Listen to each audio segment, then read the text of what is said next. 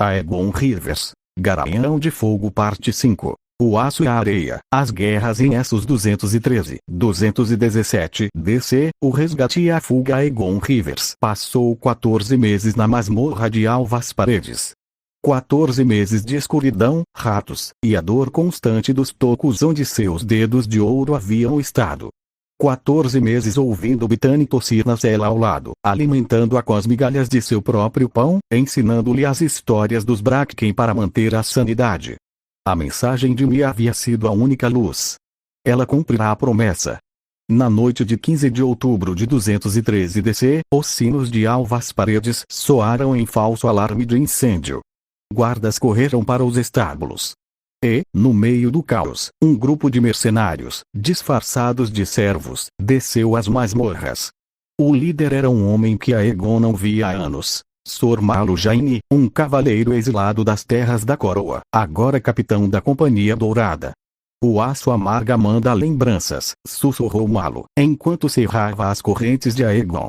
E disse para você parar de ser preso. Está atrapalhando os negócios. Aegon riu, um som rouco, dolorido, e apertou Bethany contra o peito. Vamos para casa. Para Essos. A companhia nos espera. A fuga foi sangrenta. 3 guardas morreram sob a espada de Aegon, mesmo com as mãos mutiladas, mesmo enfraquecido pela prisão. Bethany montou no cavalo à sua frente, os dedos pequenos enroscados na crina do animal, enquanto Aegon cavalgava como se os demônios do inferno estivessem em seu encalço. Na costa, um navio mercante de bravos os aguardava. Mia estava na proa. Aegon desmontou, subiu a prancha cambaleando, e caiu nos braços da amante. Os dois ficaram assim por muito tempo, abraçados, tremendo, chorando. Bethany se agarrou às pernas da mãe, soluçando. Você veio, murmurou Aegon. Sempre virei, respondeu Mia. Sempre. O navio zarpou ao amanhecer, deixando Westeros para trás, uma mancha cinzenta no horizonte.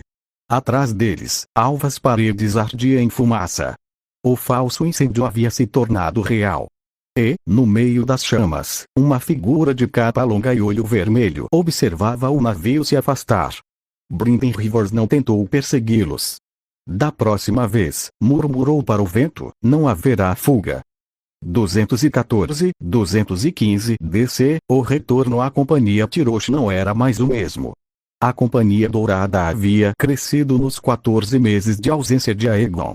Agora eram 15.000 homens, mercenários de todas as cidades livres, cavaleiros exilados de Westeros, assassinos, ladrões, bastardos, e soldados que só queriam um prato quente e um teto. Aegon os comandava com punho de ferro, e a disciplina era implacável. Aegon foi recebido como um herói.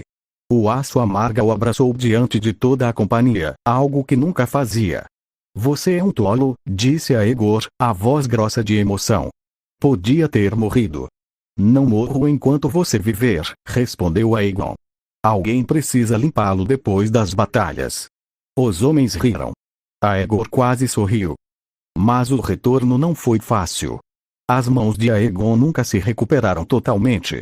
Os tocos dos dedos cicatrizaram, mas a dor fantasma o acordava à noite, e ele não conseguia mais empunhar uma espada com a mesma destreza. Aegon mandou forjar 2 pontas de aço para substituir os dedos perdidos, não ouro, como antes, mas aço escuro, frio e mortal. Punhos de aço, disse Aegon, encaixando as pontas nos tocos. Agora você pode quebrar crânio sem sujar as mãos. Aegon fechou a mão. O aço rangeu. Vai servir. 215 DC, a Guerra dos Três Reis. A primeira grande batalha de Aegon após o retorno foi Ymir. A cidade estava em guerra com Tyrosh e Lys, uma disputa comercial que havia escalado para conflito armado, envolvendo mercenários de todas as cidades livres. A Companhia Dourada foi contratada por Ymir, e o pagamento era generoso. Ouro suficiente para comprar 3.000 cavalos e recrutar mais 5.000 homens. Nosso objetivo, explicou Aegon no Conselho de Guerra, é tomar a Ponte das Pérolas. É a principal rota de abastecimento de Tyrosh. Sem ela, o exército inimigo morrerá de fome. Aegon estudou o mapa. A Ponte das Pérolas era uma construção antiga, larga o suficiente para 5 cavaleiros lado a lado, flanqueada por torres de vigia. Tiroshi vai defender a ponte com força máxima, observou Aegon. Aproximação frontal é suicídio. Concordo. Aegon apontou para o rio. Mas há um val 3 quilômetros ao norte. Águas rasas. Se você liderar a cavalaria pelo val e atacar o flanco, posso pressionar a frente com a infantaria. Aegon sorriu. Era o mesmo plano da Ponte das Lamentações, anos atrás. As coisas mudam, disse ele. As táticas, não. A Batalha da Ponte das Pérolas foi um clássico. Aegon liderou 3.000 cavaleiros pelo val, as águas escuras batendo nos peitos dos cavalos, a lua cheia refletindo nas lanças erguidas. O flanco tiroshiano nunca o viu chegar. O impacto foi devastador. Aegon cavalgava na linha de frente, sua mão de aço erguida, gritando ordens que se perdiam no fragor da batalha. Abriu caminho pelos arqueiros inimigos como um arado pela terra, e seus cavaleiros o seguiram como uma maré de ferro e sangue. No fim da noite, a ponte era deles. Tiroshi perdeu 4.000 homens. Mir, apenas 1.200. E Aegon Rivers havia matado 23 inimigos com sua própria mão, ou com sua mão de aço, o que os soldados começaram a chamar de a Garra do Garanhão. 216 DC, o cerco de Lys. A guerra não terminou na ponte. Tiroshi recuou, mas Lys entrou no conflito ao lado dos perdedores, e a Companhia Dourada foi forçada a lutar em 2 frentes. Aegon liderou a defesa de Mir enquanto Aegon marchava para Lys com 8.000 homens. O cerco de Lys durou 6 meses. 6 meses de lama, doenças, escaramuças diárias e noites geladas. 6 meses de Aegon cavalgando entre as tendas, erguendo o moral dos homens, compartilhando a mesma ração dura e o mesmo sono curto. 6 meses de cartas para Mia, que havia ficado em Tiroshi com Bithane, e respostas que chegavam em navios esporádicos. A saudade é pior que a guerra, escreveu Aegon certa noite, à luz de uma vela bruxuleante. Na guerra, sei onde está o inimigo. Na saudade, não sei onde está meu coração. Mia respondeu, seu coração está comigo, como o meu está com você. Volte logo, Garanhão. Bethane pergunta todas as noites se o pai já matou o homem mau. Aegon riu ao ler.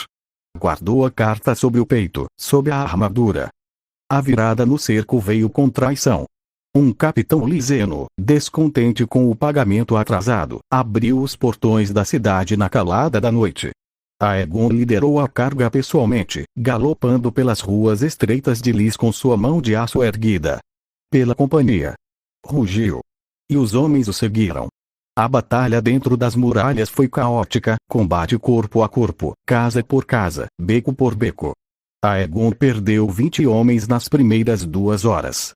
Mas, ao amanhecer, o estandarte da Companhia Dourada voava sobre a cidadela de Lys.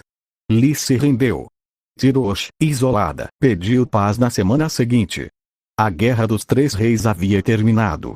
E a Companhia Dourada emergira como a força mercenária mais temida de Essos. 217, 219 DC, os anos de ouro com a paz veio a prosperidade.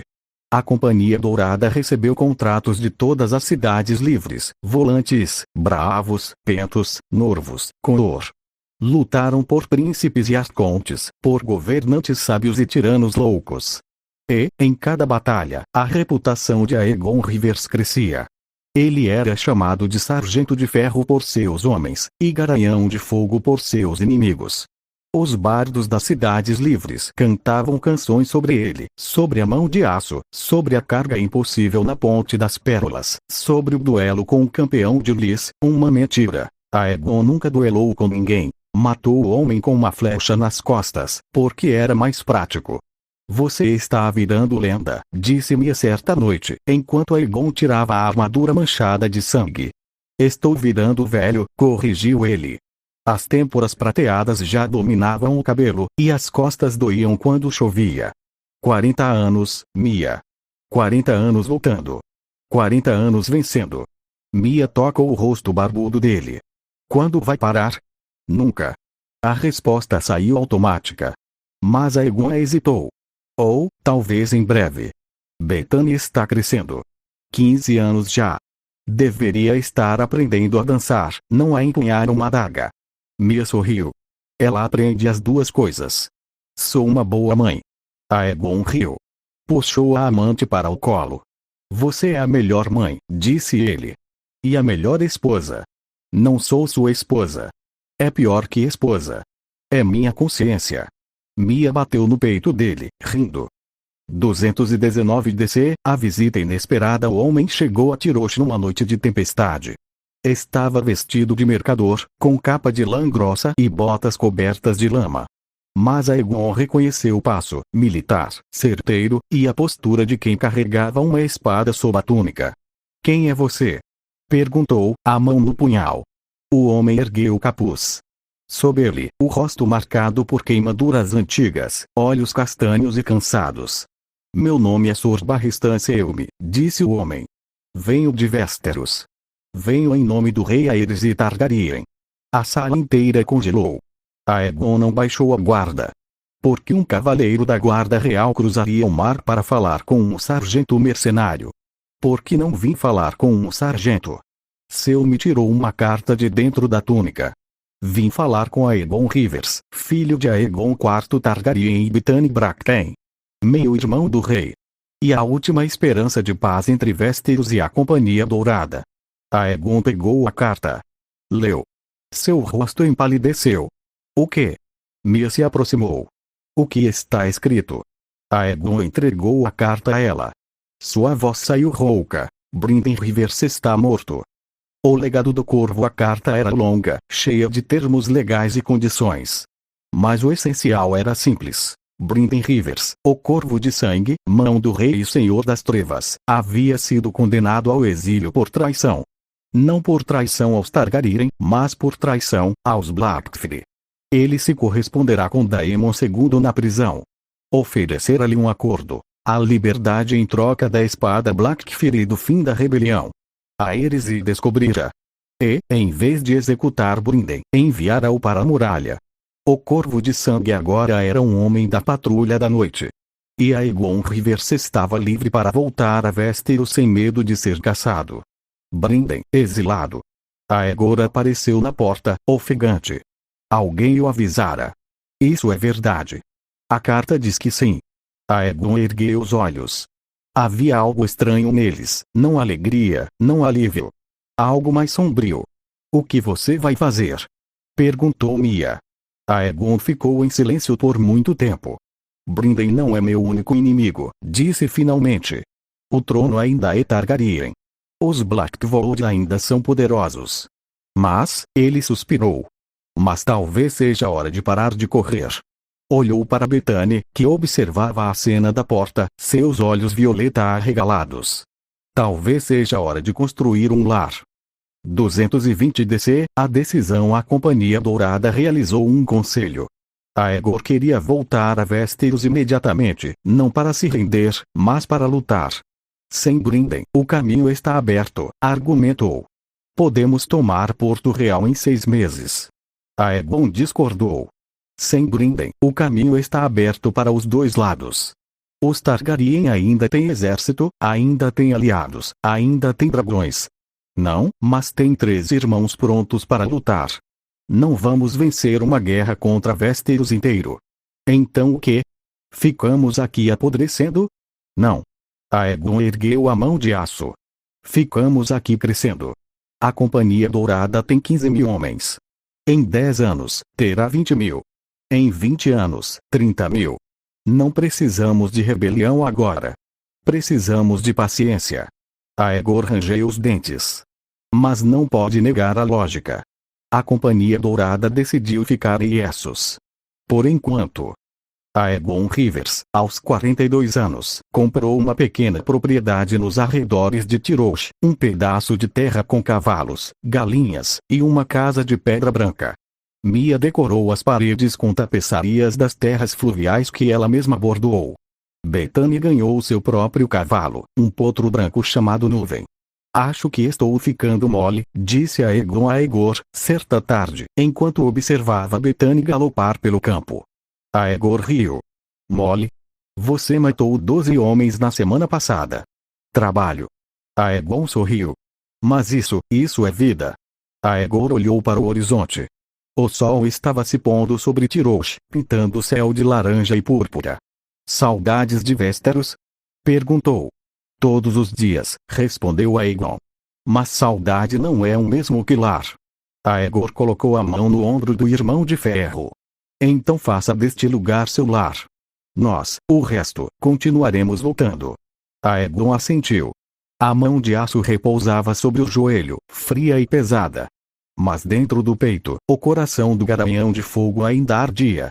E enquanto ardesse, a causa Blackfyre nunca morreria. Fim da parte 5.